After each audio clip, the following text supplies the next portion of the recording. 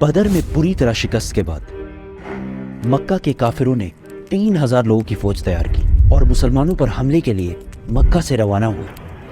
مسلمانوں نے بھی مدینہ کے ڈیفنس کے لیے 1000 صحابہ کی فوج تیار کی۔ اب پھر وہی بدر والا سسٹم تھا کہ کافروں کی فوج مسلمانوں سے 3 گنا زیادہ تھی۔ Not a big deal, right? Yes. But اس بار مکہ والوں کی فوج میں ایک ینگ اور ٹیلنٹڈ لڑکا اور بھی تھا جس کا نام تھا خالد۔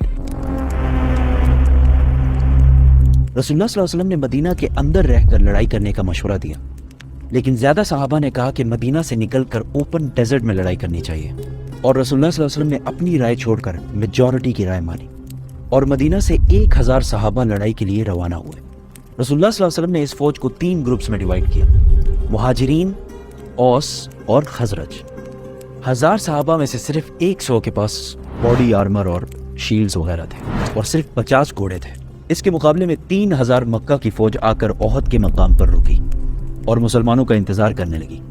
اس فوج کے سینٹر کو ابو جہل کے بعد مکہ کا نیا سردار ابو سفیان لیڈ کر رہا تھا۔ ان کے لیفٹ سائڈ پر ابو جہل کا بیٹا اکرمہ اور رائٹ سائڈ پر 33 ایئر اولڈ خالد بن ولید گھوڑوں کے ساتھ لیڈ کر رہا تھا۔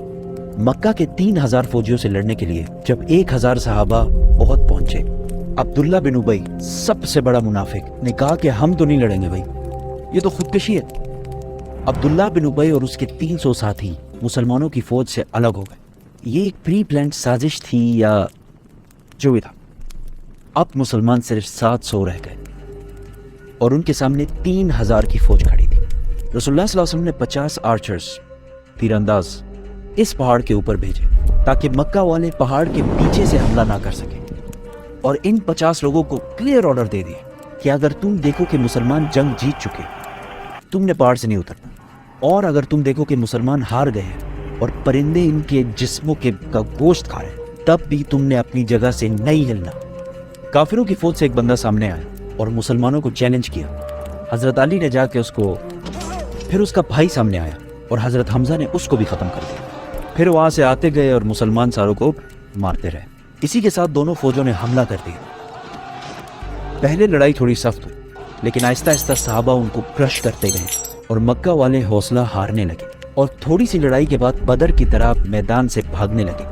کلیئرلی یہ لگ رہا تھا کہ مسلمان جنگ جیت چکے، اسی لیے پہاڑ پر کھڑے 50 آرچرز میں سے 41 جیت کی ایکسائٹمنٹ میں پہاڑ چھوڑ کر مال اکٹھا کرنے کے لیے نیچے اتر گئے، اور پہاڑ کے اوپر صرف 9 تیر انداز رہ گئے، اور ایگزیکٹ اسی ٹائم کا خالد بن ولید انتظار کر رہے۔ جیسے ہی وہ نیچے اترے، خالد اپنے گھڑ سواروں کو لے کر پہاڑ کے پیچھے سے لائٹننگ سپیڈ کے ساتھ بڑھے۔ اب the game was completely changed۔ مسلمان جیتی ہوئی جنگ کے بجائے 2 فوجوں کے درمیان میں پھنس گئے تھے، اور آہستہ آہستہ بہت سارے صحابہ شہید ہونے لگے، اور مسلمانوں کے مین جنرل حضرت حمزہ کو ایک حبشی غلام وحشی نے شہید کر دیا۔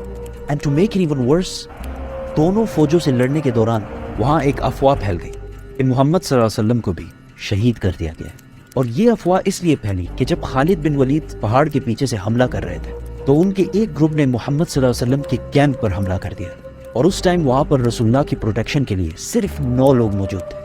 لڑائی یہاں تک گئی کہ رسول اللہ صلی اللہ علیہ وسلم کا دانت شہید ہوا، لیکن حضرت طلحہ اور باقی صحابہ نے ان کو بچائے رکھا۔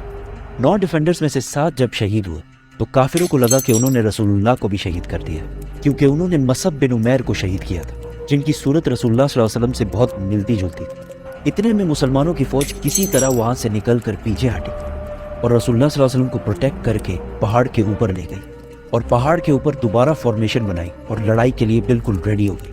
مکہ والوں کے گھوڑے پہاڑ پر چڑھ نہیں سکتے تھے، اور بغیر گھوڑوں کی ان کی سپیڈ بہت سلو ہوتی، اور مسلمان ان پر بہت تیر برساتے۔ تو ابو سفیان نے فیصلہ کیا کہ بس اتنا کافی ہے، ہم بس یہاں سے واپس مکہ چلے جائیں گے۔